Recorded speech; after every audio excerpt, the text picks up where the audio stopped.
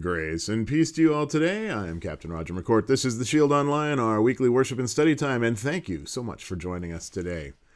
Hey, American life is perhaps best illustrated by the cover of the October 3rd, 1936 Saturday Evening Post. There's a picture of a nice grandmotherly type standing on one side of a scale, looking up at the weight dial, and there's a butcher on the other side smiling at that dial as he gets the weight of the chicken lying between them. And they both look pretty happy, satisfied with what they believe is happening in this exchange. What neither realizes is that the other has their finger on the scale, grandma pushing up and the butcher pushing down. Just two average people trying to steal from each other. Stealing is by far the most reported crime in the United States of America. The FBI's annual crime reports were released earlier this month. The most common crime is theft, making up 60% of all reported crimes. And if that sounds crazy high, just wait. Vehicle theft is reported separately. It's in second place. That's just over 12% of all reports. And then there's assaults. They rank third at about 12%.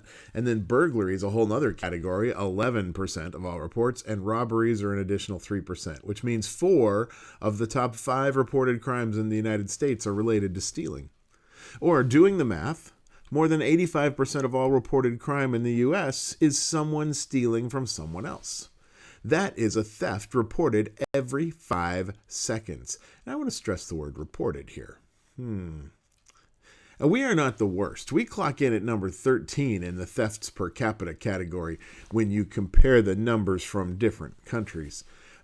Just think of all the aggravation, all the time, and all the energy that would be saved if people would simply abide by the Lord's 8th word, which you find in Exodus chapter 20, verse 15. You shall not steal. Now, what we commonly refer to the 10 Commandments were originally called the 10 Words or 10 Utterances of God. They were the basic instructions the Lord gave to Israel after they were set free from slavery in Egypt. And the Lord gathered them all around the base of Mount Sinai and spoke to them so that everyone could hear. The 10 words, these are the primary clauses of this contract God established with the people. Now, stealing creates conflict. It is a sure way to cause huge problems in a community. So it's only fitting that this command, even though it sounds simple, is something we need to always be on guard against.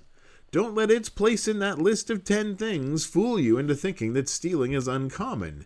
We are all tempted to take what isn't ours, and greed is not the only motivation driving us to do so.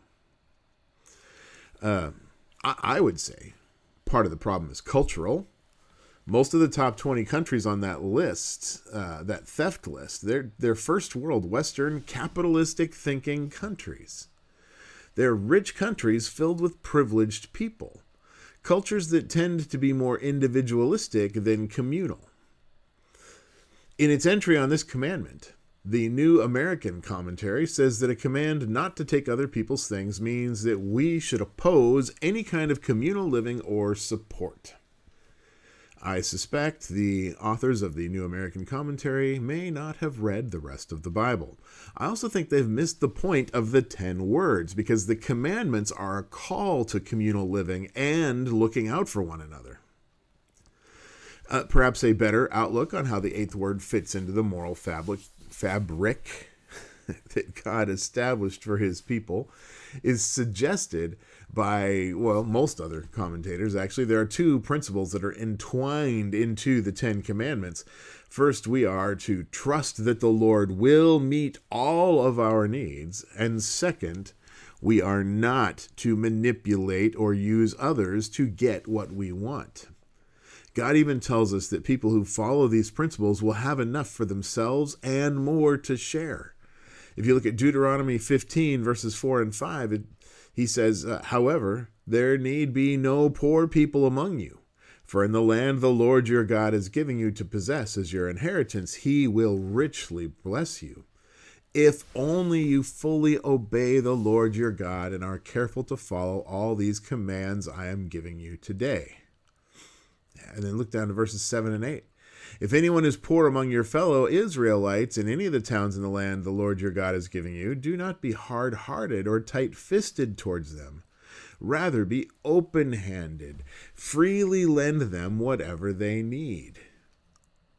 So, if we all live according to God's principles, every need is met. Everyone. Because of what I do, I often find myself talking about the number of places that people can go to get food in most cities. There's not a single person who needs to go hungry in our country, right? That is a sign of God's abundance and provision for people who are in need. I would say even there's not a single person who needs to go hungry in any country. The Lord even built food assistance into the contract that he set up. If you look at Leviticus chapter 19, verses 9 and 10, we're told that when you reap the harvest of your land, let me give quick context. This is God giving instructions to the people about how they are supposed to take care of their crops, right? When you reap the harvest of your land, do not reap to the very edges of your field, or gather the gleanings of your harvest. Do not go over your vineyard a second time or pick the grapes that have fallen. Leave them for the poor and the foreigner. I am the Lord your God. So landowners, sharecroppers, harvesters, they were supposed to leave plenty behind so that those in need could go in and collect that food for themselves. By commanding that this food be left, God says that it belongs to those in need, not to anyone else who might want to think that it's theirs. And look how God finishes this command to leave enough for the poor. Leviticus 19:11, do not steal. Yeah. So if we follow biblical principles in how we handle our earthly treasure, be it crops or cash, the first fruits are given to God to support the church in its work caring for the community, and we dedicate at least an equal portion to help those who have less. And then later on, a time would come when people insisted that they wanted an earthly government, and God pointed out, well, then you need to provide a portion for that too, right? So you're given a portion, the first fruits, you're giving back to God, you're setting aside some for people who are in need, you're giving some to cover your government. Is what's left yours? Sure. Unless you see someone in need, because then it becomes your responsibility to help them how you can. Because to do otherwise is to steal from them. There's an old saying that the man who has 2 pairs of shoes has stolen one from the man who has none. And especially here in America, where we are very rich, we get really uncomfortable with sayings like that. Our culture is very me first, so we think in terms of what we get and how to keep it, rather than thinking of what we receive as an opportunity to share. But the Lord seems to think otherwise. Deuteronomy 10:14. To the Lord your God belong the heavens, even the highest heavens, the earth, and everything in it. Or, as the psalmist describes it in Psalm 89:11, the heavens are yours, and yours also the earth. You founded the world and all that is in it. Now, our world believes that wealth creates privilege. Does God believe that? Well, Haggai, that is, by the way, a real Old Testament book. You should look it up. Haggai, Haggai, chapter 2, verse 8. The silver is mine and the gold is mine, declares the Lord Almighty. Yeah. Or how about this one? Psalm 50, verses 9 through 12. God says, I have no need of a bull from your stall or goats from your pens, for every animal of the forest is mine, and the cattle on 1,000 hills. I know every bird in the mountains, and the insects in the fields are mine. If I were hungry, I would not tell you, for the world is mine, and all that is in it. Now, what I take from these verses, and the 20 or so like it that I very quickly found, is that the earth and everything in it belong to the Lord. And any part of that which I get to make decisions about is because our God has granted me stewardship. If I take something that is someone else's, who am I really stealing from? God. Now, Just as there are things that the Lord has given me to oversee, there are things he has given others to care for, right?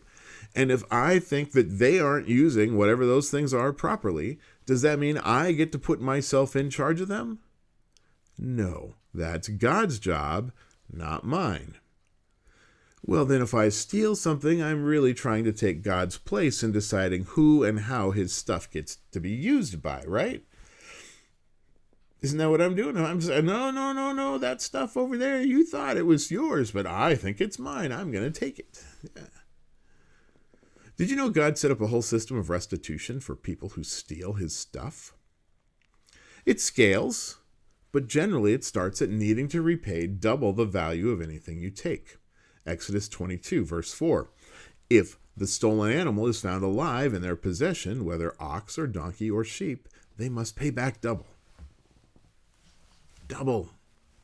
So if you take someone's ox and get caught with it, not only would you have to give it back, but you would still owe them repayment for the full value of that ox. Back when I was 16, I don't think any of the friends I worked with at this summer camp that I was at, I don't think any of them were familiar with this rule. But they helped me live it out anyway. A group of us were out for a walk one day, and one of the staff bought a newspaper from one of those corner paper boxes, and when he let the door start to swing closed, I grabbed it and pulled out a copy for myself and then let it slam. I figured it was no big deal, right? But my friends were on me in a flash. They snatched the ill-gotten copy out of my hands. One of them put money in the machine to open the door so they could stuff that paper back in there and close it up. And they told me I could pay them back when we got back to camp. So just like the stolen ox, the vendor got his paper back, plus its value added to make up for the theft. And I not only restored what was lost, but took the lesson to heart not to do it again. That is simple restitution. But sometimes it can be hard to say how much damage might come from a loss. Sometimes the potential damage also needs to be paid as part of the healing that was to be done. Look at Exodus chapter 22 at verse 1. Whoever steals an ox or a sheep and slaughters it or sells it must pay back 5 head of cattle for the ox and 4 sheep for the sheep. Well, what's different here? Well, in this case, the original animal is gone, right? We're not returning an ox and then paying a value of an ox. That original ox is just gone. Now, oxen were not generally used for burgers. They were work animals. Losing a good animal also costs you the value of any work that it may have done. So if you get it back, that might just be a day or two's labor, but if it's been slaughtered, you're going to have to go through the trouble of getting another one, training it, working with it, learning its ways, teaching it yours. Maybe it will be as good as the one that was lost, but maybe not. Who can say? So a higher restitution is required to know that the value lost has really been paid for. And sheep were important, but they were not work animals like oxen. So the restitution there is not quite as high. But what if the thief can't afford to pay for what they stole? What if that's why they stole it in the first place? They couldn't afford anything, so I'll just take that thing over there, right? Well, look, Exodus 22 still. Look down at verse 3, the second half of it. Anyone who steals must certainly make restitution, but if they have nothing, they must be sold to pay for their theft. Sold into debt slavery? Well, for how long? Well, until they pay for the value of what they stole, with a caveat, which I will get to in just a second. Now, usually, if someone had to be sold in this way, the buyer would pay all or most of the debt that they owed up front. The person who suffered the loss was able to recover. Then the thief worked to make repayment to the person who owned them according to a set value. And there was a limit here too. No matter how great the debt was, there was a 6-year maximum service time. So, notice a couple things about the way God set up the system to deal with thieves. There is no such thing as incarceration. They were restored to the community instead. By working off their debt, they were forced to be part of the community. They had to work alongside the others in whatever role they were hired or purchased into. They also had a chance to learn and demonstrate a useful skill by doing the work they were hired to do. When their freedom was earned, they would leave enriched. They wouldn't just be cleared of debt. They would have other things built into them. More learning, more skills, more community time, right? So the offender actually became part of the solution. They helped to restore what they broke. And at the same time, they helped to reestablish community trust in them as well, right? Instead of punishment, this is repayment. And it goes beyond stealing and restitution. I really wish we did this now. Instead, what we do now is we punish theft. We lock people away to hurt them, trying to make them feel the pain that they caused instead of working to repair the damage that was done. It costs our community the price of police and jails, and offenders almost always repeat their crime. Our system, as it is, rarely results in any restitution, and any repayment is almost certainly less than what is deserved or necessary, and locking people away does nothing to restore them to the community. Instead, it takes away many of the opportunities they might have to become someone who adds to society instead of tearing it apart further. And this is just about stealing stuff. But the command that God gave wasn't don't steal stuff. It was don't steal. And the sages said this also applied to people.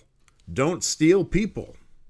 If someone was taken, it was usually to make a few bucks selling them as slaves. If you did that, no matter who you took, you were treated as if you had stolen a life, not a thing.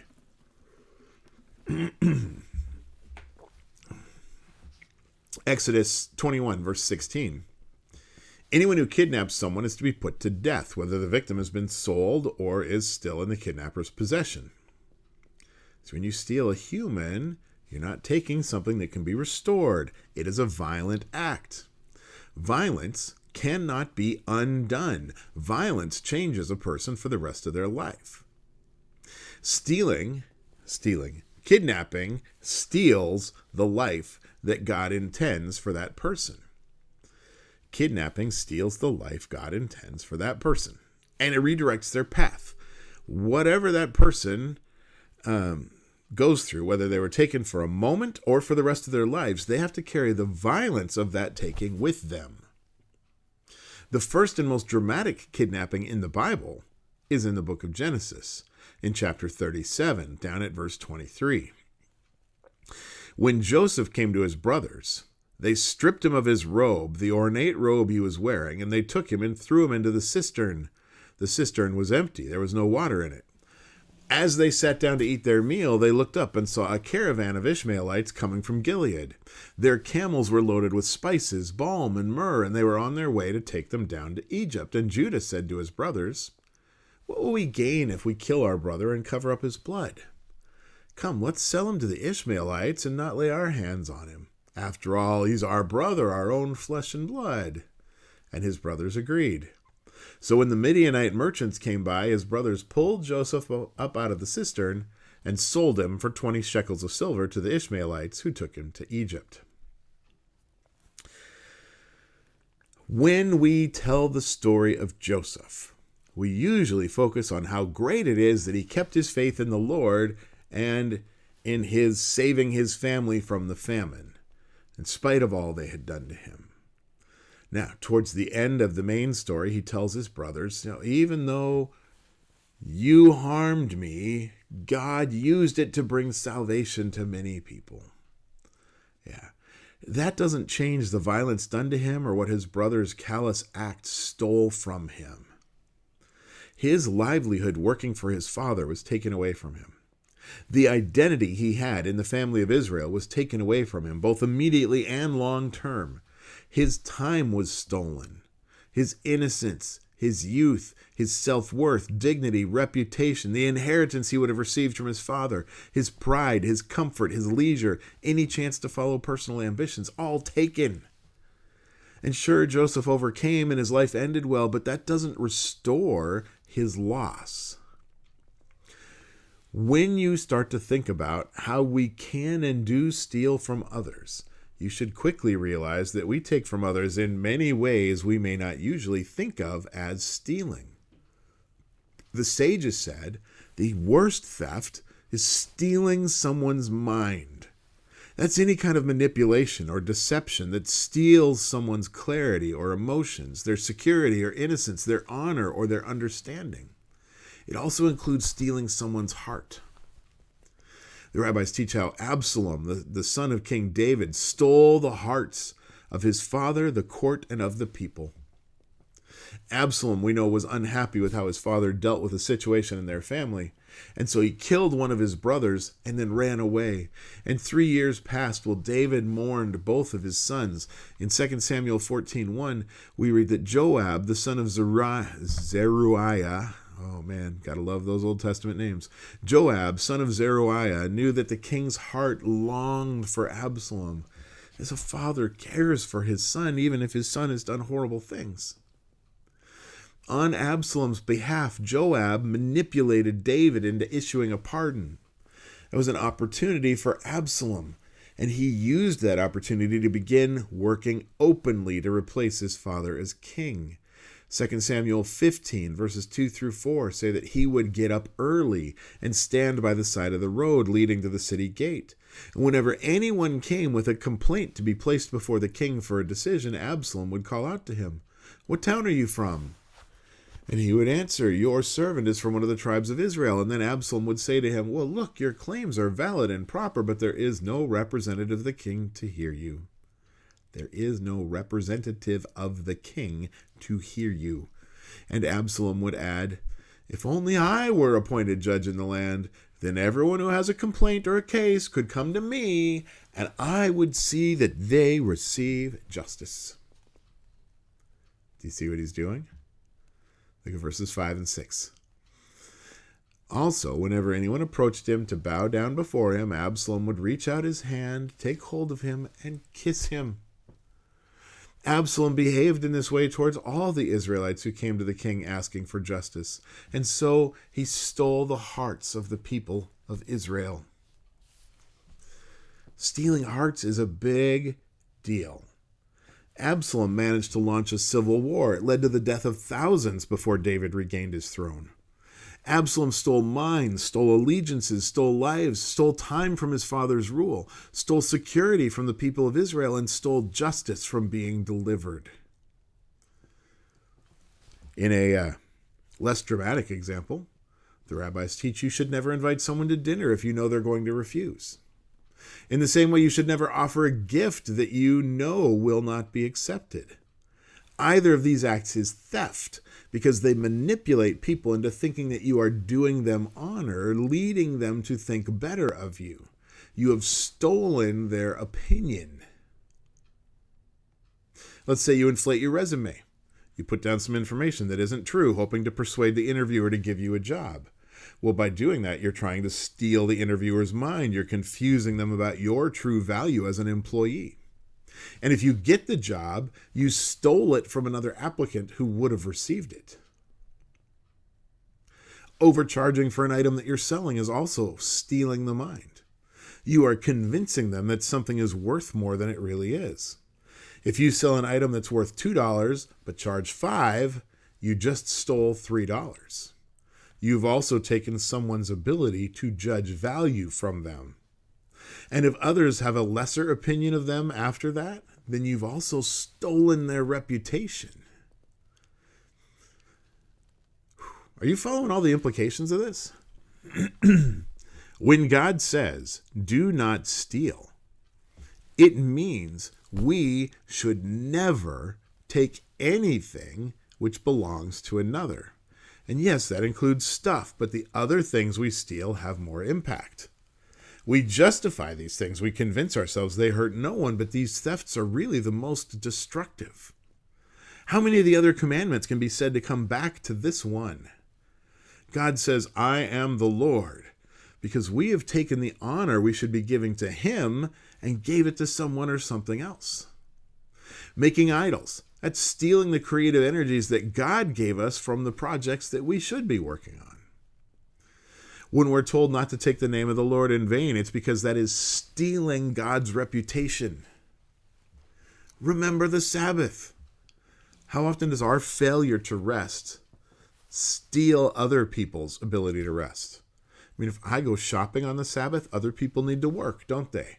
I've stolen their opportunity to rest in the Lord. Failing to honor parents steals the joy they should be able to take in their children. Killing someone is stealing their life and their opportunity to serve God. Adultery is the theft of affections and intimacy someone should be sharing with their spouse, not with you. If we stopped stealing from each other, how amazing that would be. We would be honest and trustworthy stewards of the many situations, opportunities, and people that come into our lives. We would be witnesses to the glory of our Creator by living lives that do no direct or indirect violence to one another. How wonderful it is that we can entrust all of our needs to our covenant Lord, and that we don't need to manipulate others to get our needs supplied. Needs is maybe not the right word there. We don't need to manipulate others to get the things we want. God promises us the things we need, doesn't he? How wonderful that we have no need to steal anything ever. We could take our fingers off that scale, right? What do you say? Can we try this? Do not steal anything. Maybe just for the rest of the day, huh? How about we just try this for the rest of the day? Better, how about all week? All week long. And then once you see that it can be done, how about every day for the rest of your life? Yeah, me too. Are you with me on this?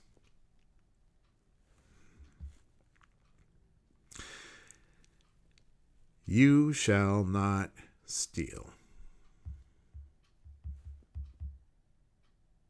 I think we're going to just stop there. Hey, whoever you are, wherever you are, whatever circumstance you find yourself in, whatever has gone before, whatever you have done or not done before,